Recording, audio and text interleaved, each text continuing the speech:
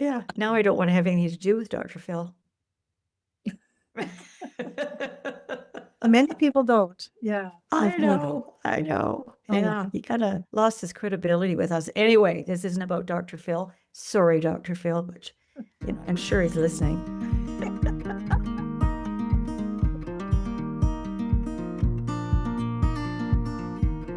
You are listening to What's Next? Conversations with Boomers, and I'm Barb Desmarais, your host. So, as many of you know, if you're a regular listener, I have a Sunday morning phone call with my very good friend, Denise Torgerson, who is also a friend of the pod and comes on a lot.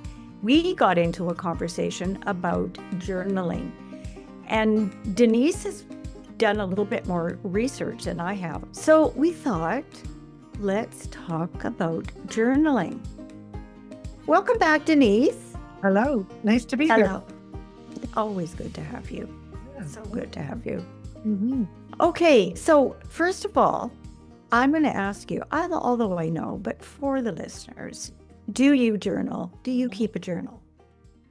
In and out. So right now I'm keeping a journal, but not always, not consistently, not year after year after year. I find I keep a journal when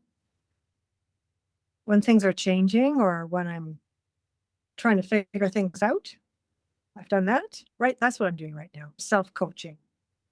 Yeah. So you kind of use it to process your thoughts then? Often. Yeah. Well, and I think a lot of people use it for that, to just write down what they're thinking. Yeah. The reason that I brought up journaling in our conversation on Sunday was because I'm a scroller on TikTok. I just scroll, just you can kind of get lost in it. Oh, no, Denise, that's not a good habit. It's a great habit. Of course, we all do. Yeah, so what I was surprised at is how many people are journaling now and how it's become sort of a huge business, way more than it used to be back in the diary days. And yeah, a lot of people, for example, I was talking to my niece the other day and I said, "Oh, we're going to do a talk about journaling." She said, "Oh yeah. Oh yeah, I don't really journal very much." And I went, "Oh, okay." And she said, "But I have a journal." She started list. I do like to journal because she goes to therapy. I do like to journal about my therapy sessions. I said, "Oh, okay, yeah, yeah." And I have a different journal because I like to journal about the books I read. So when I read a book, I journal about that. And I said, "Oh, yeah, okay, yeah." And then when I was really not well, I was journaling about that. So now I'm going to buy the journal that's exactly the same as that journal so I can journal about how I feel better. I said, "Oh, yeah, yeah." And then she said, "And then I think she started talking about gratitude journaling." Anyways, 5 journals. So for someone who doesn't journal very much, she's got 5 different journals. She's only got the 5 journals going. Yeah. And so I just thought that was really interesting how it's evolved into rather than because for me, everything's in one book and then I go back to look for something and I get overwhelmed. And so the idea of having more than one journal excites me.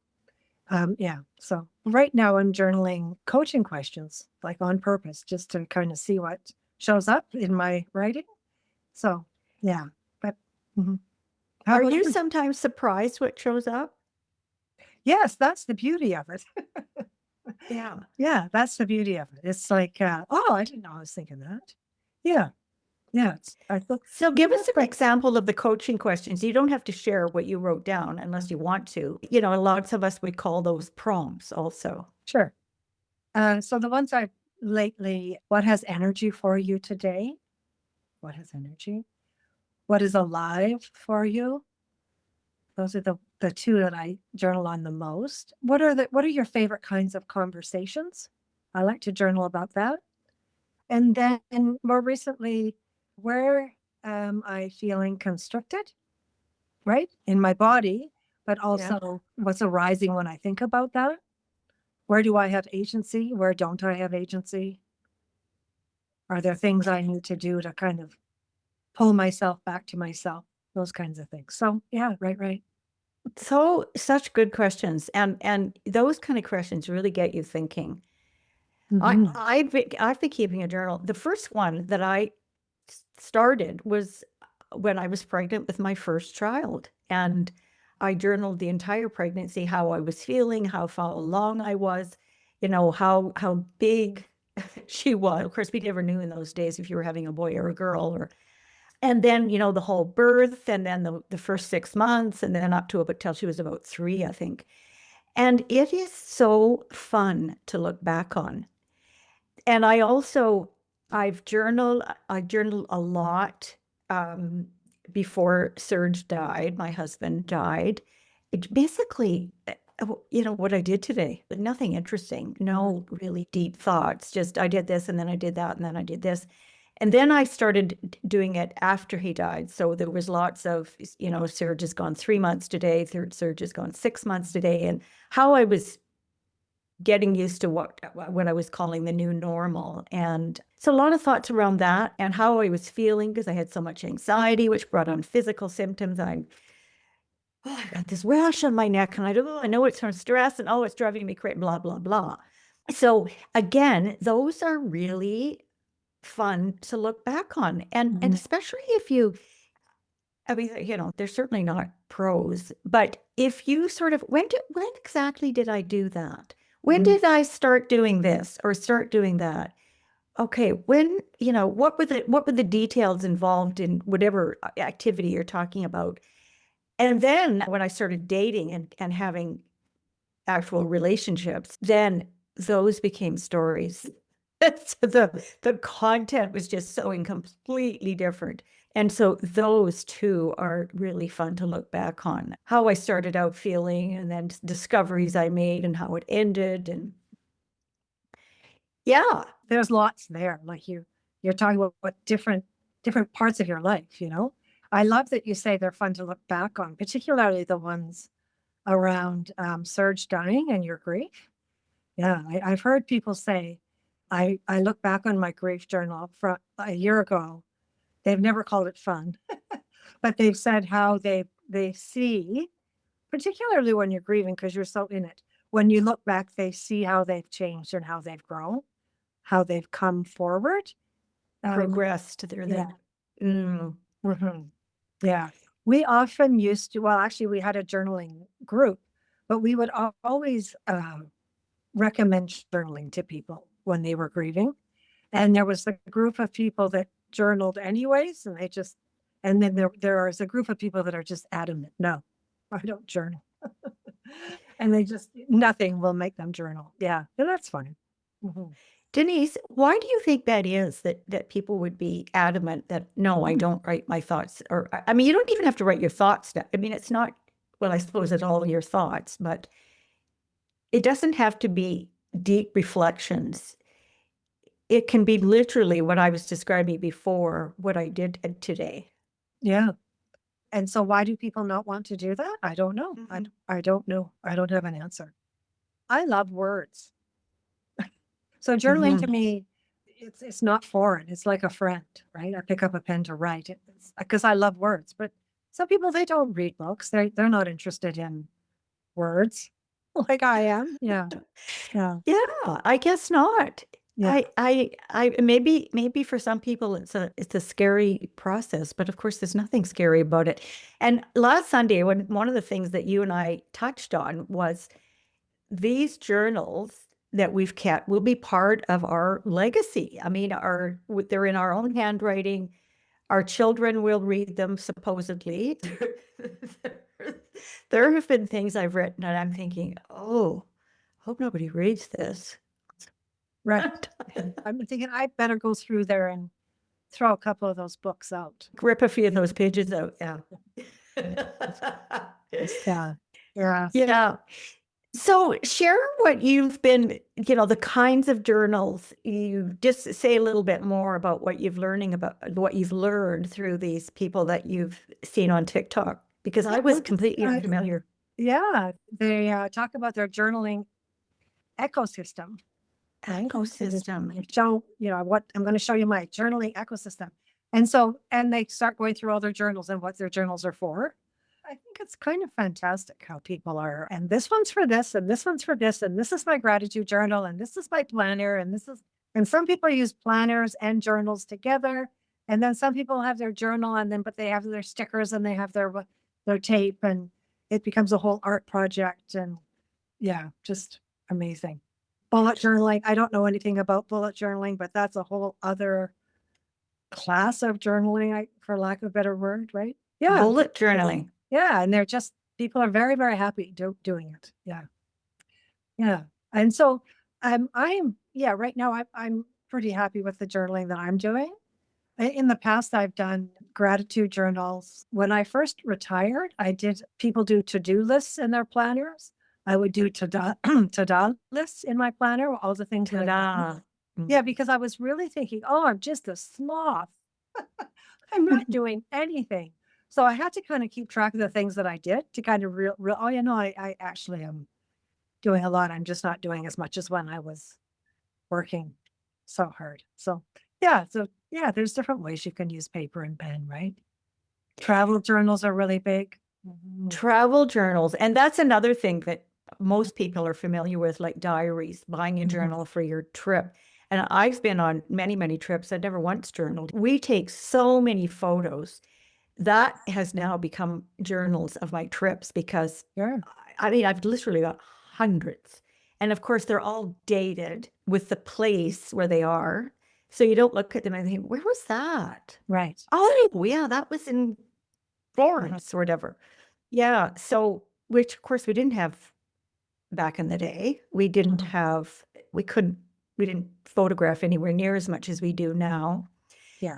Serge kept journals and they weren't reflective at all. I mean, he just didn't talk like that, but he loved the journals themselves. He loved really good pens. He left behind a whole collection of beautiful fountain pens and he loved to use them. And the place where he bought his pens also sold these lovely leather bound journals. Of course, he chronicled his whole cancer journey, but there was no sort of any thoughts about, I know I'm going to die, or I wonder how much time I have left, or no. But he's got several, and I have them in a box. And I think what a wonderful thing for our children to have with his handwriting, and he printed very neatly, and for our grandson to have these. Yeah. Yeah. Yeah. Yeah. So I was going through some of my mom's stuff the other day and I came across a little journal that she kept. I mean, it was in just this little tiny book, and a lot of it, Denise, was about the weather. Right. Yes. The weather. But also there was some entries when my dad became really ill and how that was for her. But there's a record of it. And what's really important to me is it's in her handwriting. Right. Yes. Yeah. And I think, Claire was reading it when she was here Easter weekend and found it fascinating. And I also have a journal that my dad kept on the one and only time they went to Europe together. He was in Europe during the war, and he used to write letters, as I've shared with you, to his parents of his experience during the war in World War II. Yeah. And although they're letters, that certainly reads like a journal. Yeah. Yeah. That's incredible. I think so too. I mean, I'm thinking this belongs in a book because my dad's had such a gift for words, speaking of words, and they're beautifully written and in his handwriting. Yeah. Yeah, why do you think that it's so often recommended as a self-care tool?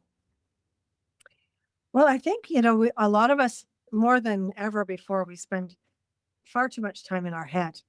And I think particularly when you're overwhelmed or anxious about something, to get it out of your head and onto a piece of paper is really helpful. Really, really helpful. And sometimes,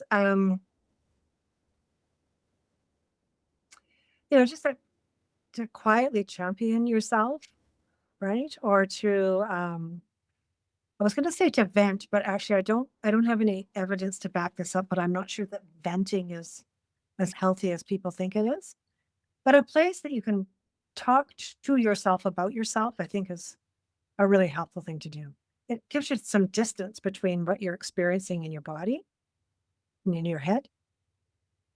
Yeah, and as you're talking, I'm thinking when you're writing things down, nobody's going to challenge you. Why would you think that? Why would you do that? Why wouldn't you do this? You can be your true self. You write down whatever comes to mind, and there's no right or wrong about journaling. Right. I mean, you don't even have to know how to write a proper sentence because it's you.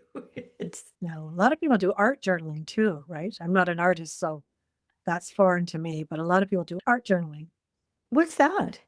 But they just, how am I feeling today? And then they draw or paint the picture. Oh, I see. I see. Oh, paint their feelings or draw their feelings Yeah. or draw their experience. Yeah. Well, that's interesting.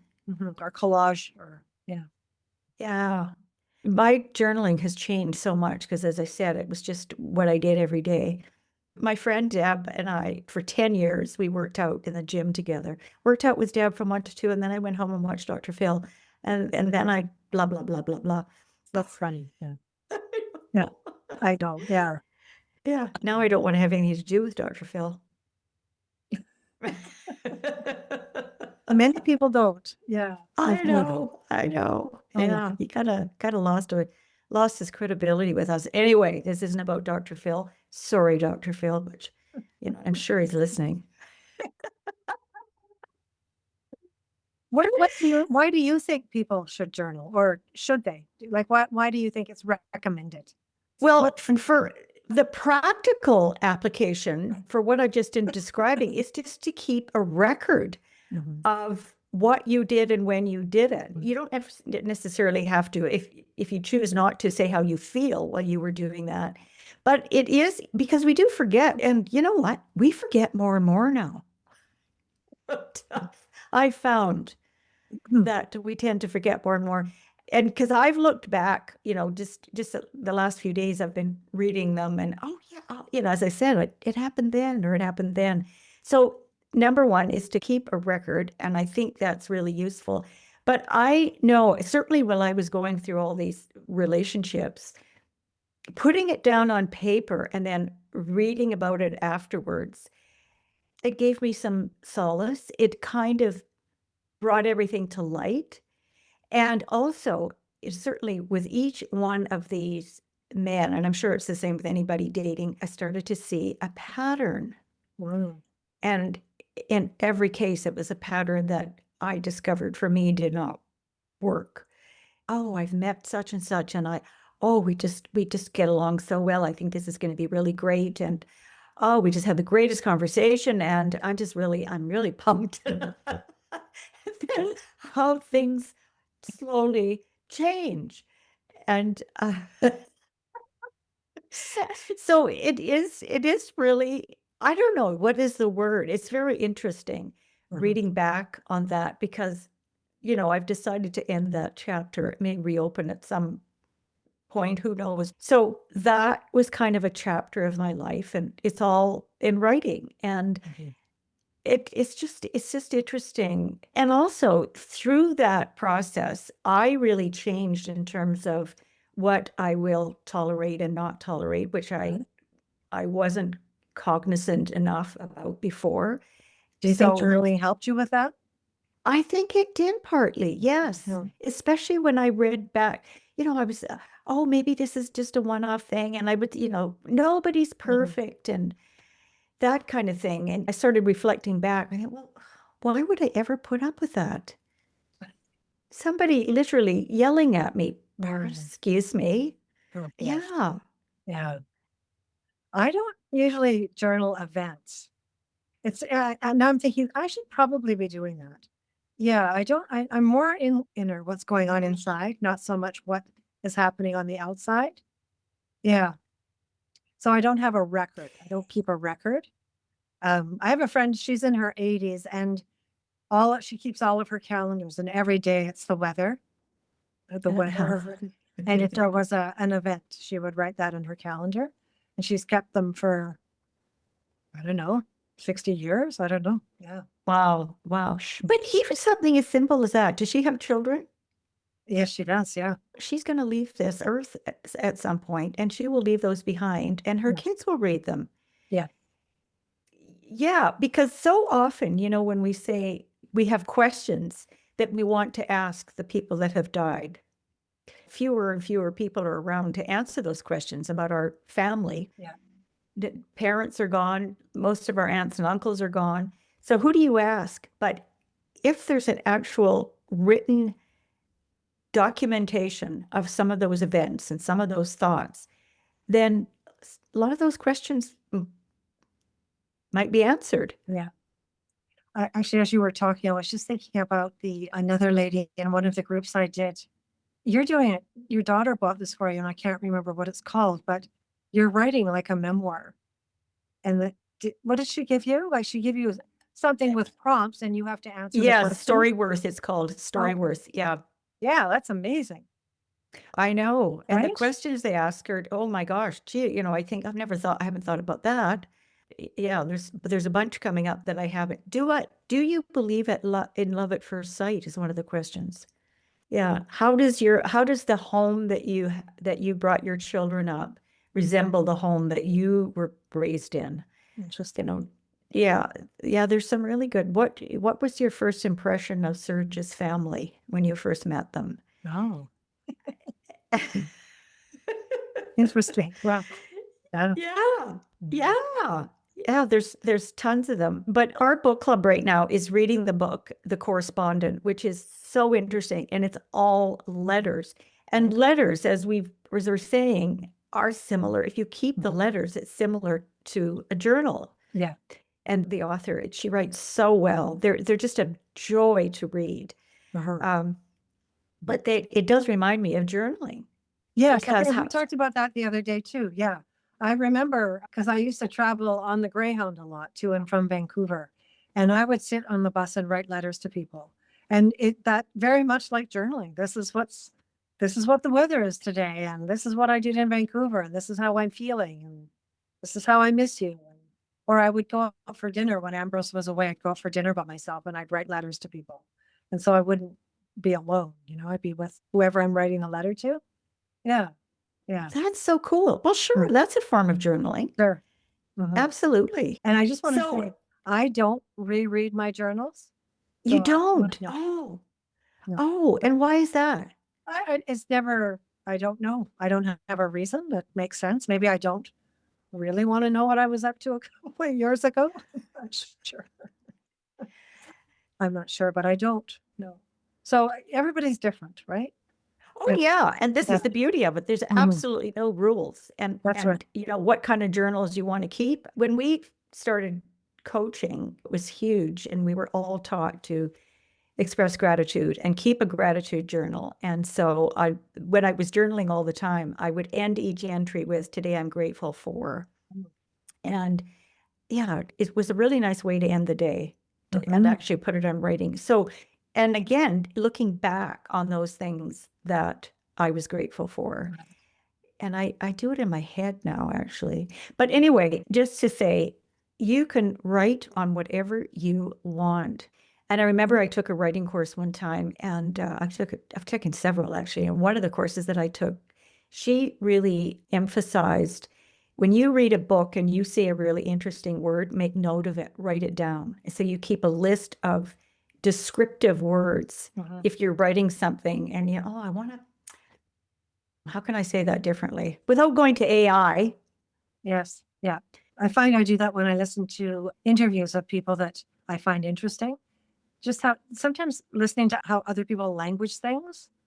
So I'll write down words or phrases to come back to.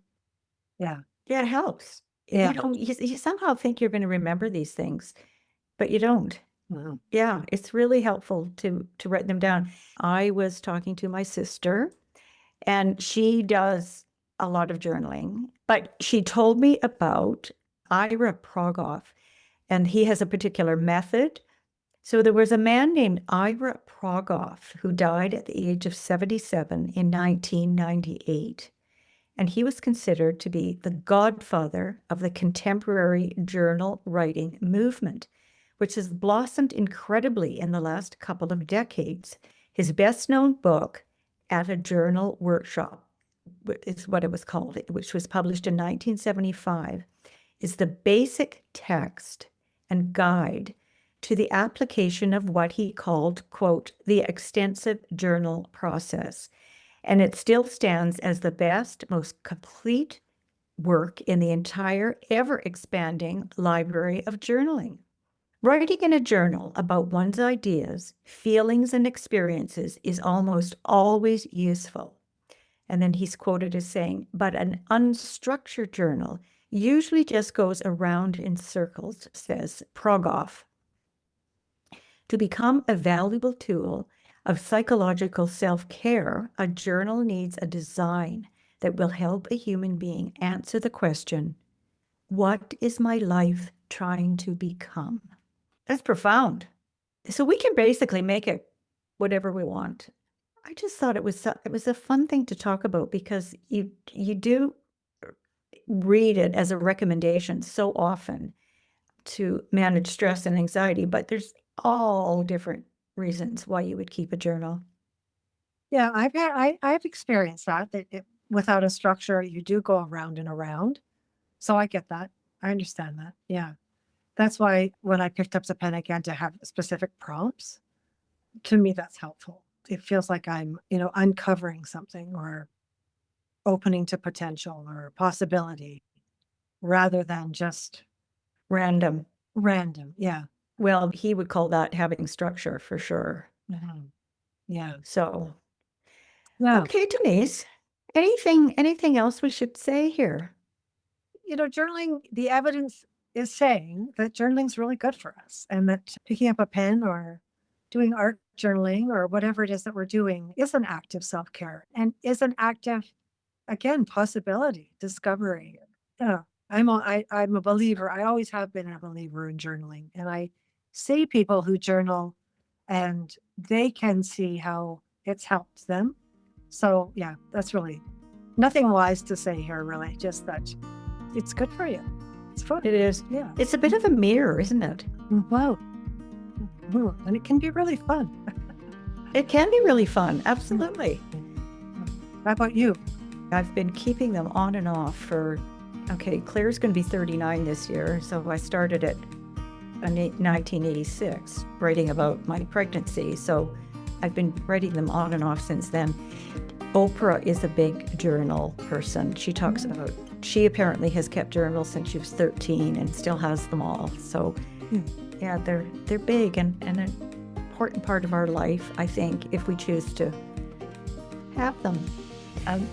One last thing, I'll just say one last thing, Barbie. Back in the day, Julia Cameron's 3 pages. I don't know if the artist way. Yeah. So I used to do that. So I would do 3 pages and I would always turn it into a vent.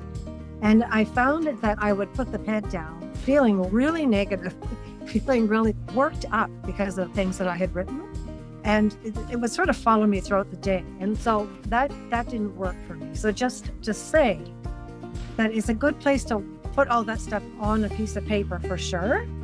And then I would sort of write a paragraph or two, a kind of a love letter to myself, just to sort of ease the inner critic voice that often shows up for me when I journal.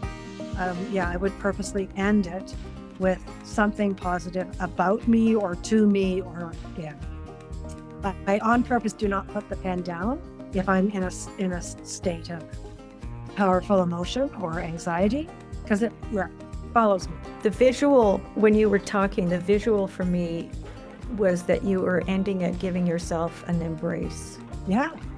Mm-hmm. Yeah. Thank you, Denise. Thank you. Always fun. Mm-hmm. Always fun. And we'll be talking tomorrow. We're going to come up with more stuff. Okay. Okay, good. Yeah. Thanks for inviting me. I always like to come on, so it's good. And we're just delighted that you are so happy to come on.